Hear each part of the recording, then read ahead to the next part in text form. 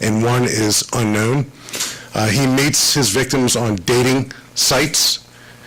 He meets his victims then at motels, and we'll talk about a motel that he met two of his victims at here in Fairfax County. Chief Warner will go into the motel down in Harrisonburg where he met and killed two of his victims. After he inflicts trauma to his victims and kills them, he transports their bodies to their final resting place, literally in a shopping cart. And there's video to that effect. So our shopping cart killer, we know, has traveled from the DMV all the way down to Harrisonburg. We're in the process of conducting, along with many other partners, a retrospective investigation to figure out where he's been, and we're going to find out exactly where he's been, and we're going to work with our law enforcement partners, homicide detectives, missing person detectives, to see if we can identify any other victims and families and communities that he has brought harm to. The two victims in Harrisonburg, females, one's 54, one's 34. The known suspected victim here in Fairfax is 29 years old. I want to thank Chief Rob Conti from the Metropolitan Police Department in Washington, D.C. When we start talking about these cases, you'll quickly remember the name Cheyenne Brown. Cheyenne Brown is who we tentatively believe one of our victims located here in Fairfax County is. We don't have 100% positive identification on her just yet, but we have a tattoo that's been positively identified by her family as Cheyenne's tattoo. And the reason why we're not waiting to share this information, that is, until we get positive 100% DNA or dental verification that it is Cheyenne, is because we believe that there may be other victims in the area and throughout the Commonwealth of Virginia, and we need to act now. We need to act right now with our law enforcement partners to figure out who else our killer has had contact with and what's his MO. Dating sites, motels, blunt force trauma, shopping cart, final resting place. He's killed 4 already, and we suspect that he has more victims.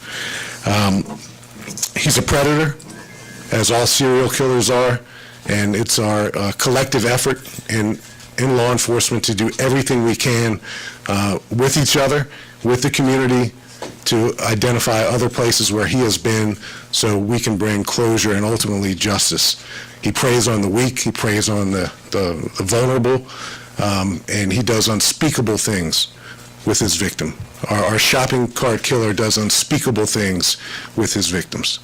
And it's our collective duty and responsibility to bring justice and closure to all of our communities. I think I'm going to introduce first Chief Kelley Warner, again from the Harrisonburg Police Department. She's been a great partner, as has her entire police department. And then Chief Warner will bring up Major O'Carroll. Chief. Thanks, Chief. Good afternoon, everyone. I join Chief Davis in sending our condolences to all the victims' families in this tragedy that happened across the Commonwealth of Virginia. On November 23rd, 2021, Harrisonburg Police Department identified 2 female victims that were found dead in an open lot in a commercial district of the city of Harrisonburg. Anthony Robinson, age 35, was arrested as a result of video surveillance and cell phone records that connected him to 2 victims. The first victim, as Chief Davis mentioned, was Elizabeth Redmond, age 54, of Harrisonburg, and Tanita Laree Smith, age 39, of Charlottesville. Harrisonburg Police Department and Charlottesville Police Department were conducting 2 separate missing persons investigations, which resulted in narrowing the focus to search this open lot. Both women were discovered within a short distance of each other, dead, although their deaths took place at 2 separate times. On November 30th, 2020, a Metropolitan PD contacted the Harrisonburg Major Crimes Division and noted that the last known person, that a missing person that they were investigating, had contact with Robinson. It was a result of that information, HPD Major Crimes was able to determine that through cell phone records, that contact took place in and around the area of the Moon Inn on Richmond Highway in Alexandria. Then we received contact from Fairfax Police Department, and Major O'Carroll's team contacted us. And so then we began this coordinated effort to track down more victims, unfortunately, that were at the hands of this shopping cart killer, Mr. Robinson. So now I'd like to introduce Major O'Connor. Thank you, Chief. I appreciate that. Good afternoon, everyone. As introduced, I'm Major Ed O'Carroll. I have the pleasure of heading the Fairfax County Police Department's Major Crime, Cyber, and Forensics Bureau. 10 days ago, on December 7th, detectives from the Fairfax County, Virginia Police Department received a call for assistance from the Metropolitan Washington, D.C. Police Department for help in locating a missing female. My team immediately pulled resources together to aid in the search. Detectives were informed that Ms. Cheyenne Brown, 29, of Washington, D.C., took the Metro from Washington, D.C. to the Huntington Metro stop on September 30th and never returned. Digital data showed that Ms. Brown was in the 6100 block of Richmond Highway, possibly at the Moon Inn on the night of her disappearance. Homicide detectives, with assistance of a cadaver dog from the George Mason University Police Department, responded to the Moon Inn in that immediate area and conducted a search. Unfortunately, we were unable to locate Ms. Brown or any evidence relevant to her whereabouts. My team traveled to Harrisonburg to meet the chief and her detective team and to gather additional intelligence about the link between Ms. Brown and our suspect and the nexus to Fairfax County. Detectives from my homicide squad coordinated with the Metro Transit Police Department and actually located video surveillance of Ms. Brown at the Huntington Metro stop on September 30th. We authored a search warrant, executed for cellular data, and we received it immediately, confirming that Ms. Brown and the suspect were at the same location on September 30th, the night of her disappearance. Video surveillance confirms that the victim and the suspect were together in Washington, D.C. at the same Metro stop on that fateful night. This past Wednesday morning, new information was provided that took my detectives back to the area of the Moon Inn to expand their original search. Wednesday afternoon, just 2 days ago on December 15th, homicide detectives found what had caught their eye, which is in the wooded area just off Route 1 of an item that required a little bit more of investigative research. Remembering that the victims in the Harrisonburg murders were transported by using a shopping cart, detectives observed a shopping cart in the wooded area not far from the Moon Inn. Besides the shopping cart was a lone container. When detectives looked inside the lone container, their worst fears were confirmed. They observed what appeared to be human remains. We contacted the Office of the Medical Examiner. They responded, along with an anthropologist from the George Mason University, Dr. Falsetti. And thank you to the doctor and the team. The initial analysis done on the scene confirmed what we thought. Likely human remains were inside. Through a coordinated effort between the Fairfax County Police Department, Harrisonburg, the Metropolitan Police Department, detectives tentatively believe the remains discovered in the container are that of Miss Brown. As the Chief Davis mentioned, the tentative identification is based upon a very distinct tattoo that Miss Brown had on her body. We are working with the Department of Forensic Science and further DNA testing to positively and scientifically confirm her identity. Sadly, These remains were not alone in the container. The remains of another unknown identified individual were discovered. Detectives have been working nonstop on this case since being notified of Miss Brown's disappearance in Fairfax County. We have determined that the suspect in custody in Harrisonburg was communicating with Miss Brown, utilizing a dating website. Detectives are hoping that further examination of these records that we have and more that are coming will provide additional information on who the second victim is. We have a lot of work to do.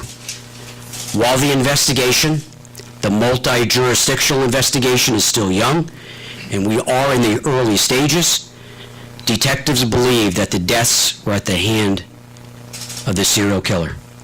The suspect, thankfully in custody at the Rockingham County, Virginia jail. And again, we believe him to be involved in the death of these two additional innocent victims. Special thanks to the detective team, the lead detective, Detective Young, her squad, to our crime scene unit, all our staff, sworn and professional, and to our victim services, thank you. It's a team effort. There may be other victims in this case, and we are asking for anyone with additional information to come forward. Call the Fairfax County Police Department Major Crimes Bureau at 703-246-7800. Tips can also be submitted anonymously through our Crime Solvers program, and that phone number is 1-866-411-TIPS. That's 1-866-411-TIPS. Again, anonymous tipsters can make that call, and there is a reward program for information that leads to charges. So my remarks in closing is not to the suspect, and it's not to my team. It's to the impacted families. I'm sorry. My deepest condolences. This police department, the Harrisonburg Police Department, all the agencies mentioned are absolutely committed. Justice will prevail, and the offender will be held accountable for what he did, and we haven't ruled out they, I'll use the plural term, maybe what they did, and how he or they did it. Thank you.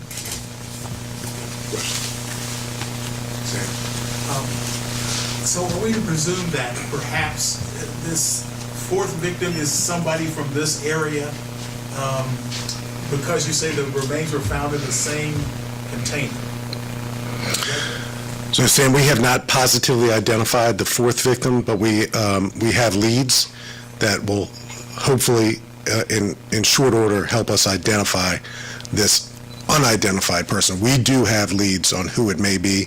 The state of decomposition was so bad that it's going to take a little bit of work. But we have leads about a missing person in particular in the area, last seen in the area, that we're following very closely. In this area? Last seen in this area. Chief, Bruce? as I understand it, Ms. Brown was 4 months pregnant. Does Virginia law allow you to charge for the death of that baby? Yeah, so I've spoken with the Office of the Commonwealth Attorney. I've spoken with the Commonwealth Attorney. He's aware of this case. He was when it first came to light. And then, to our surprise, that we have two victims, not one. That's something that's part of the investigation. And we haven't ruled anything out on potential charges for the person or persons responsible for these deaths. As I said in my comments, and I'll emphasize them because they're important, justice will prevail. Two quick questions. Has the suspect been cooperating at all, acknowledging any of these crimes? And then secondarily, is there DNA evidence to tie him to one, two, or more of these companies? I'll ask Chief Warner to speak about the degree of cooperation. We certainly don't want to compromise the integrity of Chief Warner's investigation or our pending investigation, but I'll let the chief address that. And DNA forensic evidence is always something that we're seeking. As we mentioned, the state of decomposition for the two victims found here in Fairfax County was so bad that it's going to take a little while to get 100% certain identification, but we have every reason to believe that Cheyenne Brown is one of the two persons in that container. And there's physical evidence as well to tie him to each scene or to all the cases? There's certainly a mounting evidence that puts our killer right here in Fairfax County, just like he was placed right there in Harrisonburg. So, Chief, do you want to add to that? Regarding Pierre, yes, to the physical evidence, we're collecting physical evidence, of course, to echo Chief Davis. Certainly, we're collecting all of that for DNA, and so we're going to hone in on that for certain. And regarding his cooperation, he does have an attorney, so we have not had a statement from him, so no. Chief Davis, two quick questions. Have you guys been in contact with any federal law enforcement assisting you guys as of right now in the investigation? Yeah, again, I don't mean to punt back to back, but I'll ask Chief Warner to describe some outreach that she has already had with Quantico. And then I'll reiterate, we are going to engage in a very thorough retrospective examination. We're working backwards right now. So thankfully, Anthony Robinson is in custody. We believe he's responsible for these 4 deaths. But what else is he responsible for? We know that he has had addresses as far north as New York, to Prince George's County, to Washington, D.C., and we know he's obviously traveled all the way down to Harrisonburg. But where else has he been? Where else has he laid his head? Where else has he worked? Who does he know in all the jurisdictions in between? So it's going to be a real thoughtful, thorough effort, because we need to work, again, with the jurisdictions to see if any of their missing persons meets the profile that we're establishing here for our killer's profile, and MO and all those types of things. And a quick follow-up, you mentioned that they were meeting at a hotel and had met or different hotels and met on dating apps. Do you believe that there's a sexual motive at all? Were any of these victims sexually abused or had sexual contact with the person in custody? Yeah, I don't know that with certainty, but again, that's something that we're obviously exploring. Chief, do you want to add to the earlier piece? Just that we are working backwards right now. That's what we have to do. He's in custody now, and so that's what we have to take those steps just to go backwards, right? Because your question was working with the federal government. Sure, they're helping us now. The main thing is that he is in custody, so they are assisting us in that investigation because they have a bigger web for us. So, and to answer your question, then is yes. It sounds like the victims that you know of now were people missing over a period of weeks or months. Do you have any working theory as to how far back you're going to be looking? Could it be going back years and years, or more recent, or just don't know? Well, we really don't know. Again, we don't know. That's why we're asking for the public's help. And we're scanning. This has gone out through all of our fusion centers. Do you know of any other missing persons? We're trying to gather as much intel as possible. And the chief said it best. We are working backwards. That's why the major put it out. Do you know? Is there any more information?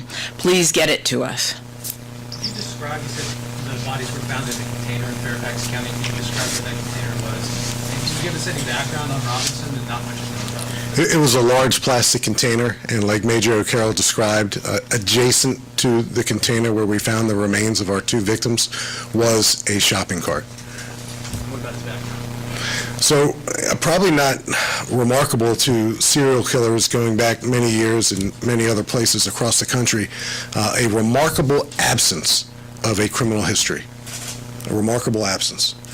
So that's why we're going to need help from family, friends, associates, employers, neighbors, anyone who can shed a little bit of light on Anthony Robinson's profile. You know what he He's, Work or anything like that? I think he was pretty transient. I think he had many jobs over the years. But again, that transient nature is going to, or has rather, prompted us to figure out where he's been over the last several years. And this, like you said, this could go back. We're going into this wide open, clear-minded, open eyes to see how far back and how many victims he may be responsible for taking their lives. With the dating app as a lead, are you able to identify other names that you're going to follow up and if you can give us a sense of how many names that Yes, absolutely. That's why I said we have a lot of work to do. There's a lot of digital evidence in this case, a lot of search warrants that have and will be written. But let me just give you a time frame. An autopsy is underway today. This case is still active to uncover the two remains in the one container. Has had us busy yesterday and today. It's a tragedy. I see you kind of shaking your head, and I agree. This case has us shaking our head. Why? Because the victims did nothing wrong. Didn't have to happen. But justice will prevail. So we have a lot of work to do, and I do think from the video surveillance that we found, from the digital footprint that has been left by at least one of our victims and the suspect, this case is falling together to hold that offender accountable. Are you releasing some of that video evidence so the public can help in the case? So we have released the suspect's or the arrestee's photo. And as the chief said, when we did look at his criminal history, when we started doing our workup, it was absent. Actually, the only thing that showed was the 4 charges in Harrisonburg, the 2 murders and the felony disposal of human remains. So we will locate every step that Mr. Robinson took, because he interacted with people. We know he's killed some of them. There might have been some that escaped or ran across him and have information. So we are working backwards. We've added additional team members from Fairfax, but this is a multi-jurisdictional case that will likely take us even out of Virginia. I was just asking about the video in terms of, is that video you will release or have released? No, we're not intending to release the video right now. We're working with the families. We're trying to give them as much information because we're hours into this, still in the double digits so we're working with the families. If we find something that gives more light to who Mr. Robinson is, but we want people to come forward that have run across him. Maybe they work with him. Maybe they met him on a social media type site.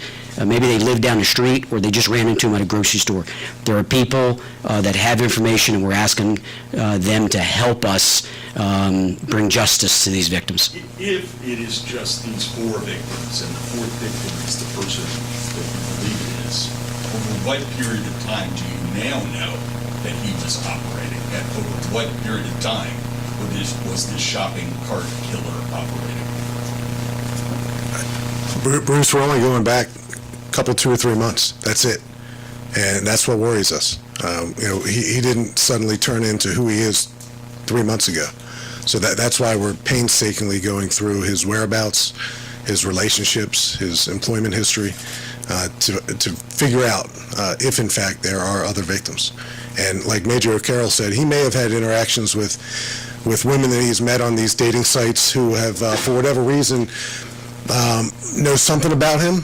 It didn't go that far, obviously, with them, but no doubt in my mind that these are not the only 4 women, at least 3, maybe 4, that he's made contact with through his dating sites. There are others, and we need to do our best to identify them. Yes, sir. Has Fairfax County filed any charges yet? Not yet. We have not, but charges are forthcoming. Two more folks. Quick question about the TikTok threats that have been going around. I know it's a side note, but do you believe that any of the threats to public schools in Fairfax County, are there credibility to any of those? And are Fairfax County police moving around the school districts today?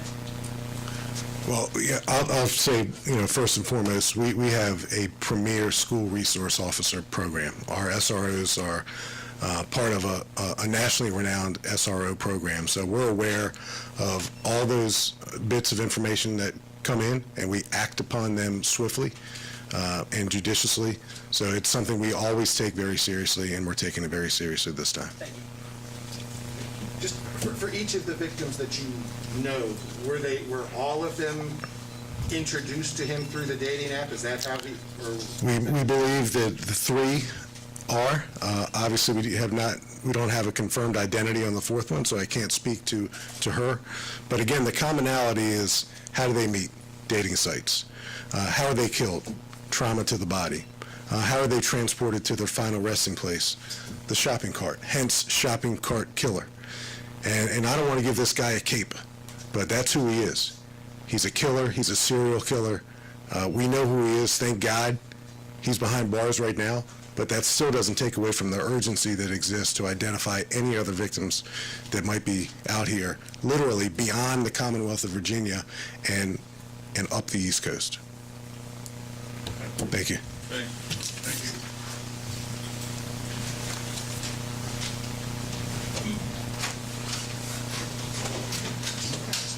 Okay, sit here for a little bit.